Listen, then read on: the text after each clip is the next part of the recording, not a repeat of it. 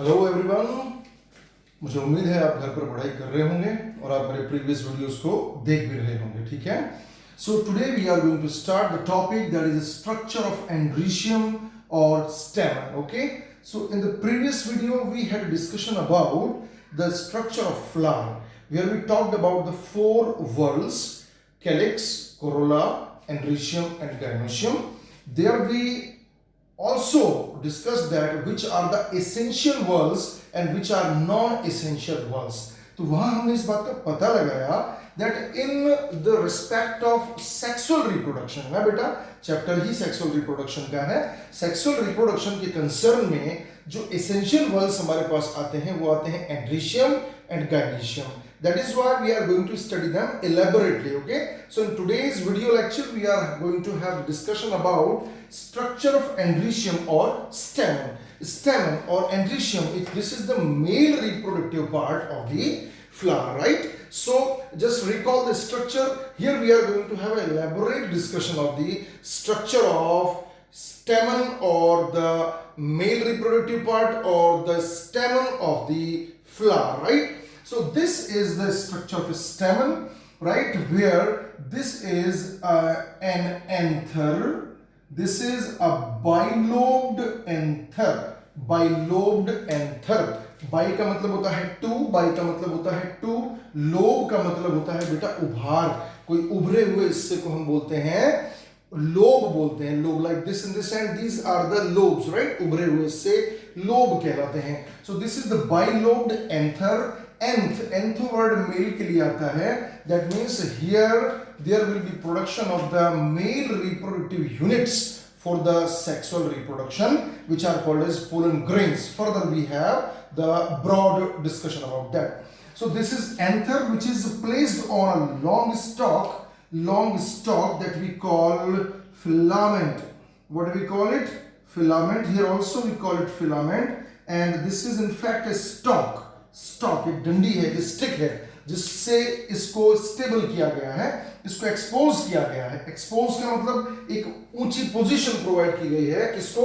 Anther को, जिससे इसकी पोजीशन इस तरह से रहे कि इसके अंदर बनने वाले जो पोलन ग्रेन्स हैं वो इजीली डिस्पर्स हो सकें, इजीली बाहर निकल सकें और जाकर किसी भी स्टिग्मा पर लोकेट हो सकें, whether it is the stigma of its own flower or it is of the another flower, right?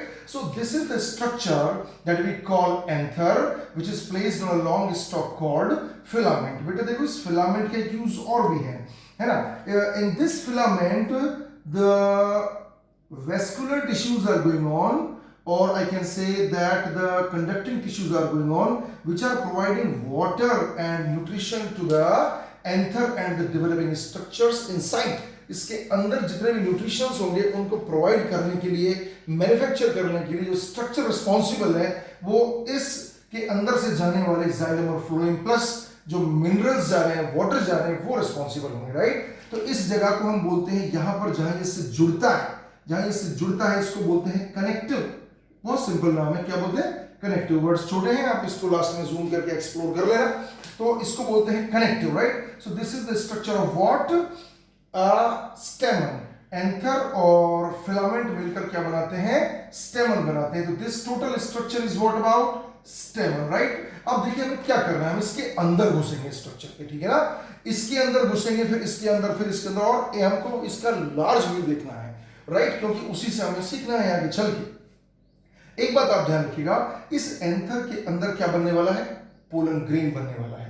और इस पोलन ग्रेन को बनाने के लिए ही ये सब कुछ पढ़ा जा रहा है और ये सब कुछ बनाया है नेचर ने कि इसके स्ट्रक्चर को ऐसे बनाया जाए. तो देखिए हम क्या करते हैं, इसको पढ़ने के लिए इसे अंदर से अगर हम यहां से कट कर दें, इस तरह से हम कट कर दें इसको, तो इसमें जो स्ट्रक्चर्स हैं वो कुछ इस तरह से दिखेंगे आपको. अब इसी को मैंने ऐसे खोल दिया है, ठीक है?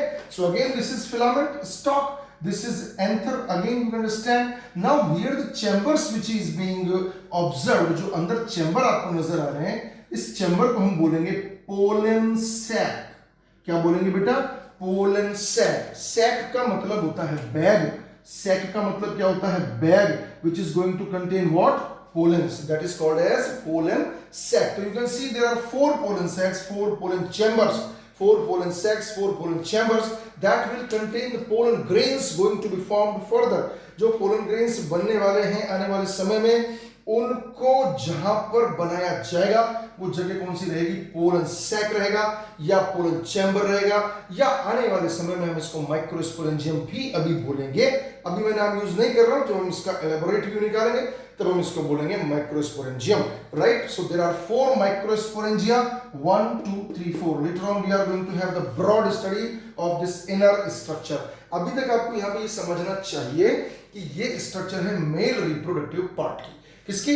मेल रिप्रोडक्टिव पार्ट की। अब हम इसके अंदर घुसेंगे, ठीक है ना? इसकी अंदर की हम टिश्यूज को देखेंगे, लेयर्स को देखेंगे, वॉल लेयर्स को देखेंगे। तो आप इसका एक स्नैपशॉट लीजिए, जूम करके देखिए, जो आपको समझ में नहीं आते हैं वर्ड्स अच्छे से उनको पढ़िए आप, ठीक है? Now I am going to enlarge this structure. In fact, my object is to enlarge just one, but I am going to draw in such a way that including this one, all 4 structures can be studied, right? So I draw here, you just focus on that. What are those structures? उनका role क्या है, कैसे वो काम करते हैं, pollen grain बनाने में उनका इंपॉर्टेंस क्या है, आने वाले समय को वो कैसे कंट्रोल करते हैं, ठीक है ना?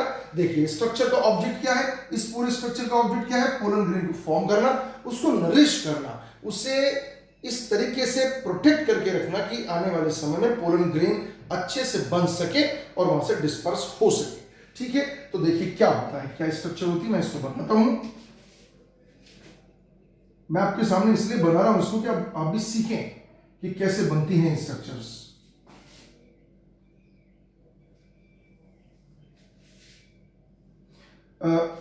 Out of the 4 microsporangia, we will just draw one as in a bigger form, so that you can understand the structure well about the microsporangium. So now you look 1 2 3 4, 1 2 3 4. These are the 4 chambers, right? Here I have explored it, मैंने इसको elaborate कर दिया है, ठीक है? ये यही structure है, ये स्ट्रक्चर यही यहाँ पर बनने वाली है, ठीक है? अब मैं इनको इरेज कर रहा हूँ बेटा, आप, क्योंकि हमें बहुत कुछ लिखना है अभी। अब इस स्ट्रक्चर के बारे में हम बात करेंगे। ध्यान रखिएगा, ऑब्जेक्टिव हमारा क्या है? हमारा ऑब्जेक्ट है कि इसमें पोलन ग्रेन कैसे बनते हैं, कहां बनते हैं, ठीक है? So first of all this structure, just remember this was the stamen, this structure, this is connective here, right? So exactly in the center there are the cells of connective tissue, that will provide what? They will provide the water and the nutritive material to the whole anther or the pollen sacs, right?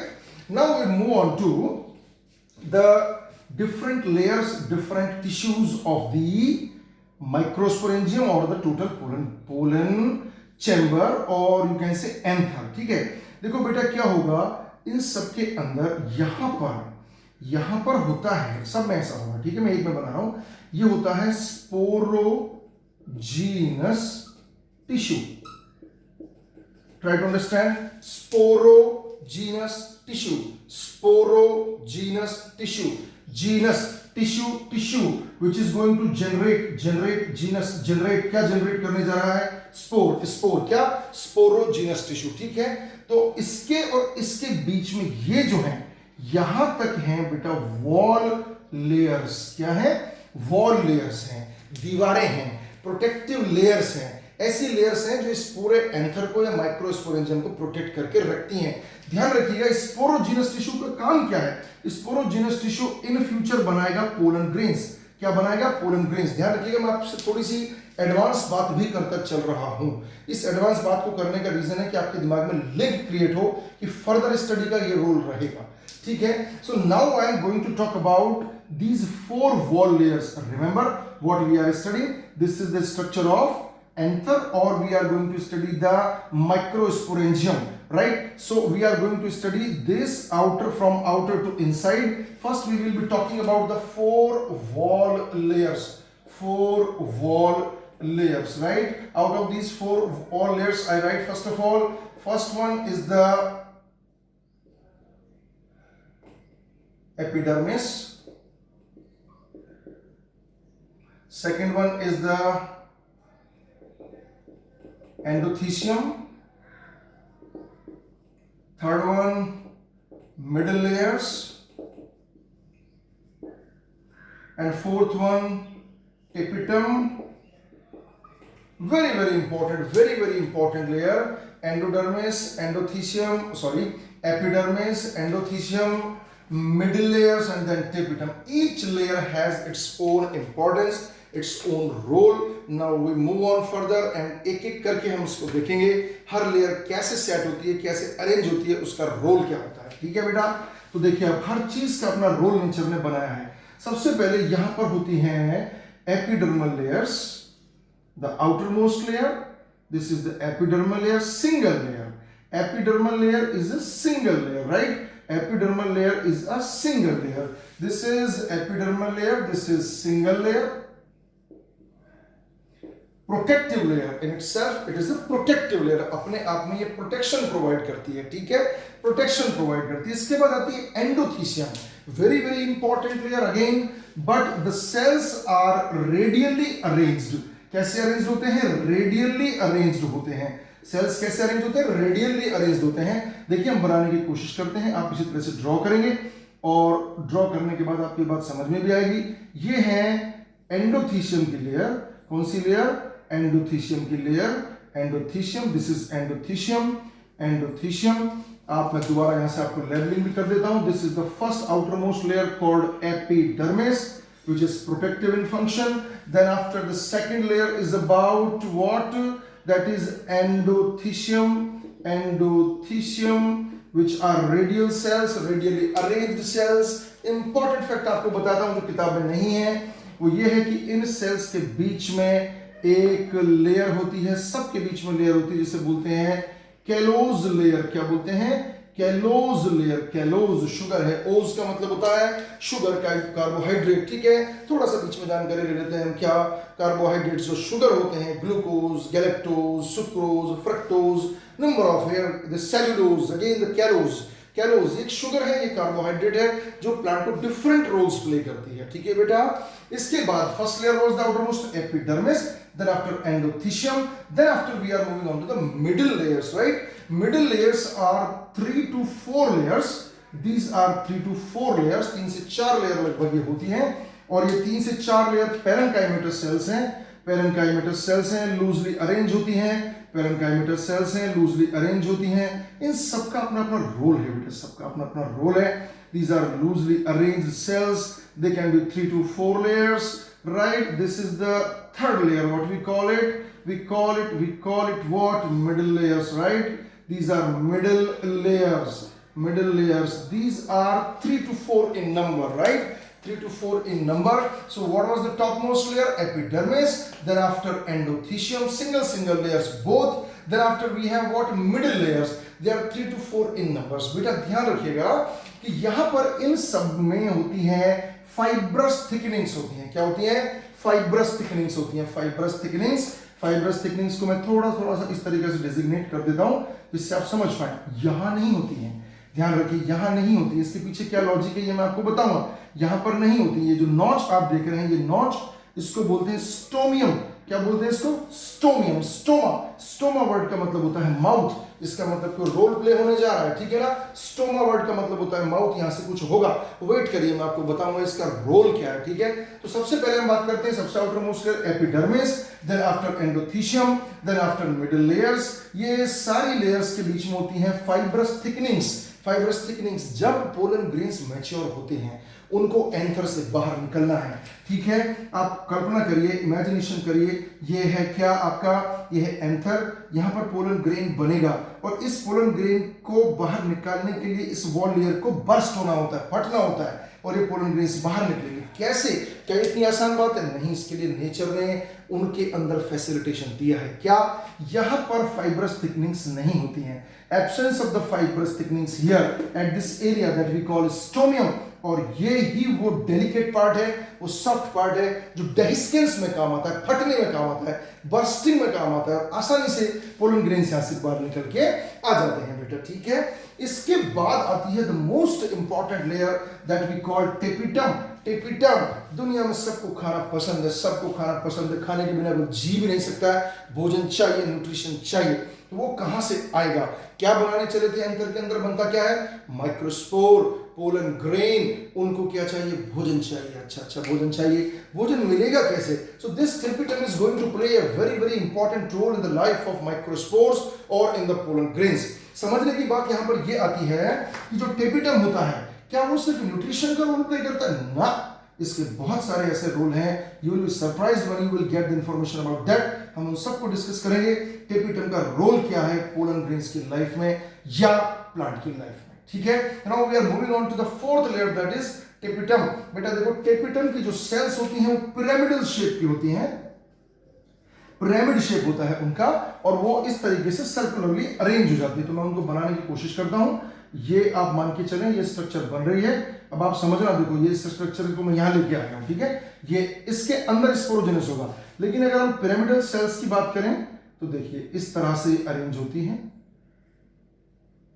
Not very sure of the pyramid shape in drawing concept, but you can draw it. You are better than me and you must be better than me. Keep on drawing at home. Try करें, कोशिश करें। Diagram जितने सुंदर होंगे, जितनी बार आप बनाएंगे, समझ में उतना ही अच्छा आपको आएगा, और आना भी चाहिए।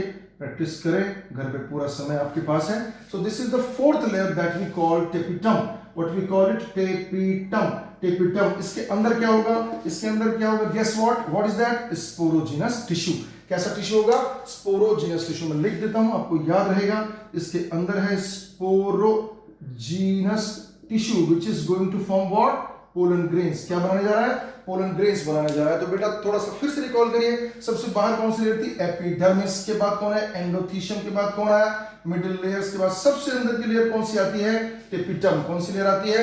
टेपिटम। Very very important. अब देखिए इसका रोल क्या है, टेपिटम का रोल क्या है, क्या करता है, एक एक करके मैं डिस्कस करने जा रहा हूं। और ये क्वेश्चन पीएमटी में बन भी जाता है, नीट में बन भी जाता है, ठीक है। सो टेपिटम के रोल क्या है? सबसे पहला इसका रोल है न्यूट्रिशन। क्या रोल है? Nutrition. It provides nutrition to the developing pollen grains. It provides nutrition to the developing microspores. It provides nutrition to the developing gametes which are going to be further. Nutrition भोजन की व्यवस्था करते हैं कौन से? टेपिटल tissues, ठीक है, या टेपिटल सेल्स न्यूट्रिशन प्रोवाइड कराती हैं। इसके बाद दूसरा इनका बहुत बड़ा रोल है, ये special cells contain, special structure contain करते हैं जिनको बोलते हैं उबिश्च बॉडीज। क्या होते हैं इनके पास? उबिश्च बॉडीज होते हैं बेटा। क्या होते हैं? उबिश्च बॉडीज। एक बार बोलने की कोशिश करें, यूबिश्च भी कह देते हैं लोग इसको, उबिश्च बॉडीज। ध्यान रखिएगा, इन उबिश्च बॉडीज के पास होता है एक मटेरियल जिसको बोलते हैं स्पोरोपोलेनिन। क्या बोलते हैं? स्पोरोपोलेनिन। क्या बोलते हैं? स्पोरोपोलेनिन। और ये स्पोरोपोलेनिन बनाता है exine layer, which is very very hard layer, very very strong layer. ये सब्सटेंस भी नेचर में बहुत स्ट्रॉन्ग माना गया है। Exine layer of pollen grain. किसकी? Pollen grain. किसकी? पोलन ग्रेन की लेयर को, ठीक है। तो एक तो काम इसका क्या रहा? न्यूट्रिशन का रहा। दूसरे इसके अंदर क्या होते हैं? उबिश्च बॉडीज होती हैं जो किसी पोलन ग्रेन की एक्साइन लेयर को बनाते हैं। थोड़ी देर के लिए आप देखिए, नोटिस करिए, पोलन ग्रेन जो बनेंगे इसके अंदर वो होते कैसे हैं? ये पोलन ग्रेन के स्ट्रक्चर में आपको बना रहा हूं यहां पे। ये इसकी लेयर, ये लेयर और ये layer. This is the outermost layer that we call exine, and this is the inner one that we call intine. और भी होते हैं इसके अंदर नेक्साइन, वो हम बाद में डिस्कस करने वाले हैं। सो आउटर मोस्ट लेयर होती है exine which is very very strong. ये बचाती है पोलन ग्रेन को, सालों साल बचे रह सकते हैं पोलन ग्रेन्स, ठीक है। सो न्यूट्रिशन प्रोवाइड कराती हैं। उसके बाद इसी टेपिटम के अंदर होते हैं उबिश्च बॉडीज जो बनाते हैं स्पोरोपोलेनिन, जो बनाता है लेयर किसकी? पोलन ग्रेन की बाहरी layer, outermost layer that we call exine layer, right. So these are the two functions of the tapetal cells. एक और बहुत इंपॉर्टेंट चीज आपको किताब में मुश्किल मिलेगी, दे सीक्रेट कैलेज। व्हाट? कैलेज एंजाइम। देखिए आपने याद किया होगा, आप याद करिए थोड़ा सा, 11th क्लास में हमने चैप्टर पढ़ा था बायोमोलिक्यूल्स के बारे में। There we discuss about the enzymes. Look, as word किसके लिए यूज में आता है? एंजाइम। आप थोड़ा सा रिकॉल करिए, पेप्टाइडेज, न्यूक्लिएज, एमाइलेज। एज का मतलब क्या होता है? एंजाइम्स होता है। कैलेज, कैलेज किस पर काम करता है? कैलोज पर। कैलेज एक ऐसा एंजाइम है जो किस पर काम करता है, कैलोज पर। अब देखिए मैं बताता हूं आपको, थोड़ा सा आगे बढ़ रहे हैं हम, थोड़ा सा इसके बाद ये चीज आ जाएगी, लेकिन आप यहीं पर समझिए। जब पोलन ग्रेन्स बनते हैं तो 4-4 के सेट में बनते हैं, 4-4 के सेट में बनते हैं, टेट्राड कहते हैं उसको। तो देखिए ये मान के चलो इस तरह से बनेंगे 1 2 3 एंड 4। इन 4 माइक्रोस्पोर्स को या 4 पोलन ग्रेन्स को चिपका के रखने का काम, चिपका के रखने का काम कौन करता है, एक शुगर करता है। कौन सा शुगर, जिसका नाम होता है क्या, कैलोज। क्या होता है, कैलोज। और ये क्या है, माइक्रोस्पोर टेट्राड। माइक्रोस्पोर टेट्राड, ये क्या चीज है, माइक्रोस्पोर टेट्राड। अभी अंदर है, एंथर के अंदर है कौन, माइक्रोस्पोर्स। 4-4 माइक्रोस्पोर चिपके रहते हैं किससे, कैलोज से। किससे चिपके रहते हैं, कैलोज से। लेकिन जब ये इससे बाहर आएंगे तो इनका हटना जरूरी है, इनका एक एक दूसरे से अलग होना जरूरी है। एक एक पोलन ग्रेन अपना काम कर पाता है, तो इस कैलोज को हटाना जरूरी है, इस कैलोज को हटाना जरूरी है। कौन हटाएगा, इस कैलोज को डिसॉल्व करने का काम कौन करता है, कैलेज। कौन काम करता है बेटा, कैलेज। कैलेज किसको डिसॉल्व करेगा, कैलेज किसको डिसॉल्व करेगा, कैलोज को। कैलोज के हटते ही ये चारों माइक्रोस्पोर्स रिलीज हो जाएंगे। तो टेपिटन का एक काम क्या था, न्यूट्रिशन। दूसरा, Ubisch bodies which are forming sporopollenin, one of the most hardest substance in nature that is going to form exine layer of the pollen grain. Then after कैलेज, एक एंजाइम जो कैलोज को डिसॉल्व करता है, callose को dissolve करता है। और ये वही कैलोज होता है जो चिपका के रखता है 4-4 माइक्रोस्पोर्स को एक साथ, जिनका हट जाना बहुत जरूरी होता है। ठीक है, इसके बाद एक चीज और, वो कुछ में हो सकती है कुछ में नहीं होती है। इनके अंदर एक चीज और बनाते हैं, कुछ के अंदर ऐसा बनाते हैं ये, not in all but like in China rose you can see that, ये टेपिटम बनाता है पोलन किट। क्या बनाता है, पोलन किट। ये कुछ कैरेक्टर्स होते हैं इसके, ये इसका कलर होता है yellow and it is sticky in nature and has a special order, ठीक है। नोटिस करिए आप, देखिए आप समझने की कोशिश करें आप, किस तरह के फ्लावर्स के अंदर ये पोलन किट की आवश्यकता होती है। पोलन किट जनरली उन फ्लावर्स के अंदर बनती है जिनके अंदर पॉलिनेशन के लिए इंसेक्ट्स की जरूरत होती है। किसकी जरूरत होती है, इंसेक्ट्स की। मैं ये नहीं कहता पोलन किट हर फ्लावर में बनती है, पर कुछ में बनती है। इसका रोल क्या है, एक तो ये नेचर में स्टिकी होती है और इसमें ऑर्डर होती है, तो ये इंसेक्ट्स की बॉडी पे चिपक जाती है और इसका ऑर्डर इंसेक्ट्स को अट्रैक्ट करता है। बाय डिफॉल्ट कलर इसका येलो होता है। अगर आपका मौका लगे तो आप चाइना रोज के फ्लावर को अपने हाथ पे ऐसे डस्ट करके देखिए, येलो कलर आपके हाथों में आ जाएगा। उसके अंदर जो चीज आपको येलो दिख रही है वो पोलन किट ही है, साथ में पोलन ग्रेन भी है। ठीक है, so this was the structure of the microsporangium, और you can say the anther के अंदर माइक्रोस्पोरेंजियम की जो वॉल लेयर्स है उनकी हमने स्टडी की, epidermis, endothecium, middle layers, tapetum की 4 मैंने आपको फंक्शन बताए। ध्यान रखिएगा बेटा, ये 4 माइक्रोस्पोरेंजियम है, एक माइक्रोस्पोरेंजियम और 4 microsporangia, 1 microsporangium and 4 microsporangia. So this is the structure of one anther comprising of 4 microsporangia, right? So this is all for today. You study well at home and try to draw the diagrams, recall everything. बार बार बोलने की कोशिश करें, चीजें आसान हो जाती हैं याद करने में। ठीक है, खूब पढ़ें, खुश रहें। Thank you.